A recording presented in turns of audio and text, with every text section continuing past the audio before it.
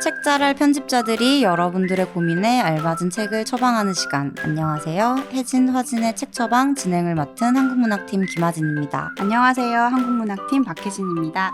와. 아로도 한번 해봤어요. 선배 얼마 전에 홍익문고 갔다 오셨다면서요? 저 요즘 주말 루틴. 홍익문고에 들르는 삶? 문고. 홍익문고. 중국어예요?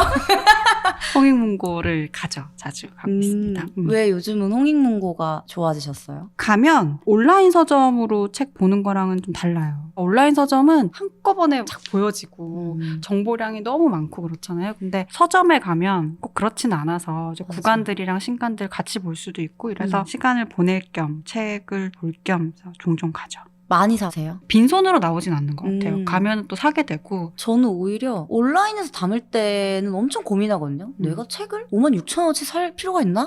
장바구니 너무 무거운 거 아니야 지금? 아닌가? 지금 내 온라인 장바구니 지금 꽉 찼다 막 이런 생각을 이상하게 그렇게 하는데 눈 앞에 놓여 있으면 4-5권 그냥 뚝딱 집어가지고 오고 막 그렇게 되더라고요. 그러면서 이제 책이 계속 쌓이는 거죠. 맞아요. 안 읽은 책 위에 또 쌓이고 쌓이고. 지난주에 갔는데 이번 주에 또 가니까.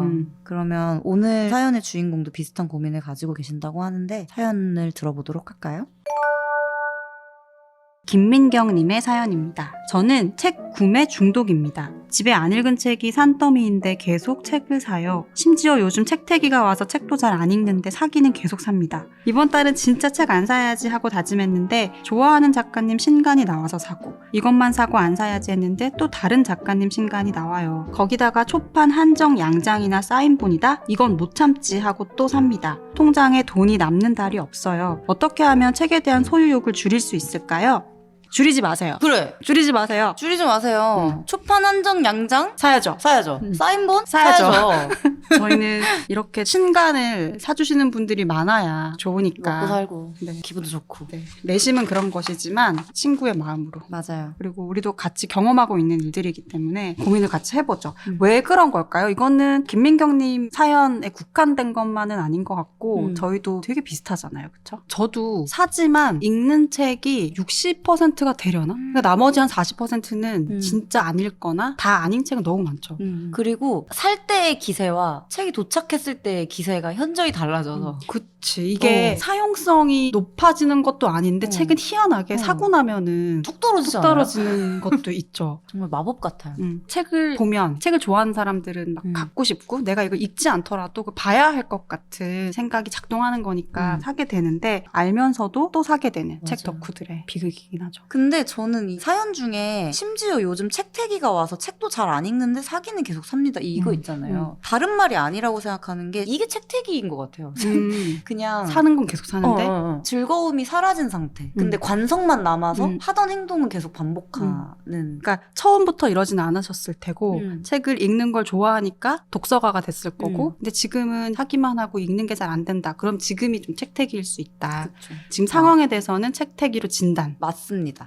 저는 책태기라는 것이 왜 사람이 업그레이드 해야 될 때 뛰어 올라가기 전에 잠깐 내려가잖아요. 그러니까 지금 레벨업 구간인 거예요. 책에 돈을 이렇게까지 쓰게 되기까지 이미 한번 진입을 하신 거예요. 근데 그게 소비가 아니라 뭔가 나를 위한 투자가 되려면 다른 방식으로 활용을 많이 할 수 있는 상황이 필요할 것 같아요. 그래서 저한테 좀 도움이 됐었던 그런 책들 중에서 가장 따뜻하고 책에 대한 마음을 좀 다시 다잡게 해줬던 책을 추천을 해드리고 싶다는 생각이 들었는데 그레구아르와 책방 할아버지라는 소설이에요.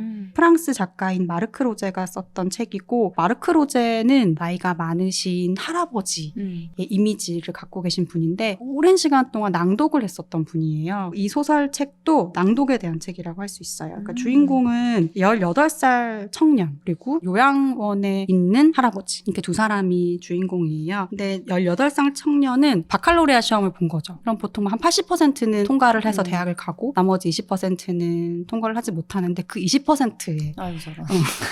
저런. 든 친구인 거예요. 그래서 별로 이렇게 뭐 공부하는 미래에 대해서는 별로 생각하지 않고 있고 미래에 대해서 그렇게 진지하게 고민도 안 해요. 그래서 학교에서 선생님이 너는 뭐 할래? 그랬더니 전 나무가 좋아요.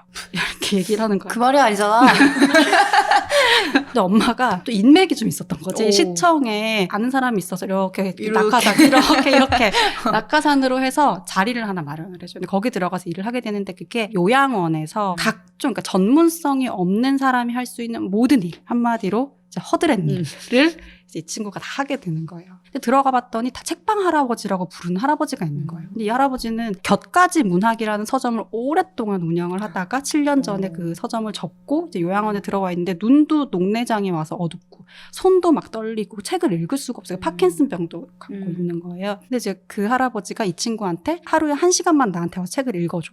라고 얘기를 하는 거죠. 근데 얘는 너무 고마운 일인 거예요. 왜냐하면 주방에서 진짜 너무 일이 하기 싫었던 일이 있는데 이 책 읽기를 하면 그 일을 1시간 안 할 수 있는 거예요. 빼주는 거예요. 그래서 와서 1시간 책을 읽고 낭독을 하기 시작하는 거예요. 그래서 처음으로 낭독했던 게 셀린저의 호밀밭의 파수꾼. 한번 읽기 시작하니까 다른 사람들도 좀 와서 같이 읽어보면 어떨까? 그래서 주변에 할머니들도 와서 모파상의 작품도 읽기 시작하고 그러면서 이제 낭독을 어떻게 하면 더 잘할 수 있지? 뭐 이런 것들을 고민하고 같이 읽는다는 것에 대해서도 좀 생각을 하고 이런 작품이에요. 책에 대한 애정도가 좀 떨어졌을 때는 나보다 책을 사랑하는 사람들이 쓴 어떤 것을 읽으면 회복이 되거나 업그레이드가 되는 것 같다는 느낌이 들어요. 그러니까 책을 읽는 어떤 공동체, 어떤 집단의 일원이 나도 되고 싶은 마음이 진짜 막 여기서 피어나는 것 같은 그런 느낌이 들고 책에 대한 애정도를 다시 이렇게 충만하게 해줄 수 있는 책들을 많이 읽는 것 같아요. 이 그레고아루와 저희가 한 번도 정확하게 발음해본 적이 없어요.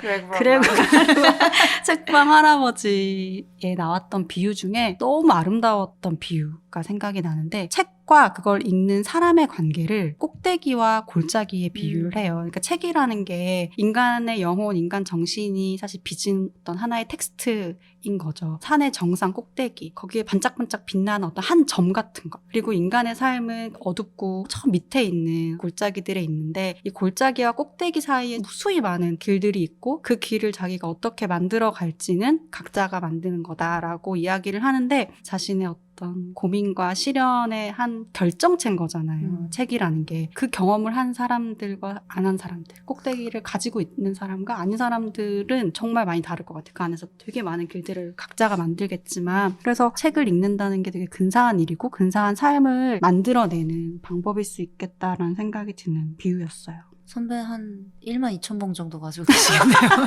꼭대기. 내가 꼭대기 얘기할 때부터 그 생각했지. 네, 언제 치나. 이제나 치나 저제나 치나. 같이 올라가는 걸로. 동반 등반자. 그래서 그걸 읽고 나면 지금 내 옆에 쌓여있는 이 책을 가지고 와서 진짜 나의 속도를 음미하고 싶다라는 생각이 막 그런 세포들이 막 솟아나는 책이어서 이 책을 좀 읽어보시면 좋지 않을까라는 생각이 들었습니다. 근데 계속 이런 과정을 거치면서 독서인이 돼가는 것 같아요. 그리고 이 고민을 안 하는 것도 이상한 일인 것 같아요. 맞아. 그리고 그럴 때 좋은 책을 읽는 것, 나한테 맞는 책을 좀 적극적으로 찾는 것도 되게 중요하고 그러려면은 구매 패턴을 좀 바꿔보거나 아니면 읽는 방식, 혼자 읽지 않고 좀 같이 읽는다거나 막 이런 좀 외부적인 노력들도 할 수 있을 것 같아요. 맞아요. 좀 안 읽어보던 것을 읽어보는 것도 되게 환기가 많이 될 거고 아니면 진짜 몇 년 전부터 내가 사놓고 안 읽었던 목록을 한번 봐보세요. 되게 신기할걸요. 그때는 못 읽었지만 지금은 읽을 수 있는 책들도 되게 많고 저도 그런 생각 되게 많이 하거든요. 내가 몇 년 전에 사놓고 안 읽었지만 이게 몇 년 후에 나에게 다시 되게 의미 있는 책으로 지금 읽힐 수도 있다는 믿음? 그런 것도 좀 필요하지 않을까요? 오늘 독서 습관 고민에 대한 책 처방은 그레고아르와 책방 할아버지와 함께 마무리하도록 하겠습니다. 비슷한 고민을 겪는 모든 선생님들 응원하겠습니다. 사연을 보내주신 모든 분들 감사드리고요. 책 처방 사연함은 항상 열려 있으니까요. 영상 하단에 더보기란 링크로 많은 사연 보내주시길 바라겠습니다. 오늘의 책 처방 도움이 되셨길 바라며 저희는 다음 주에 더 알찬 고민 상담을 가지고 돌아오도록 하겠습니다. 혜진 화진의 책 처방 4화 저희는 진행을 맡은 화진 혜진이었습니다. 안녕.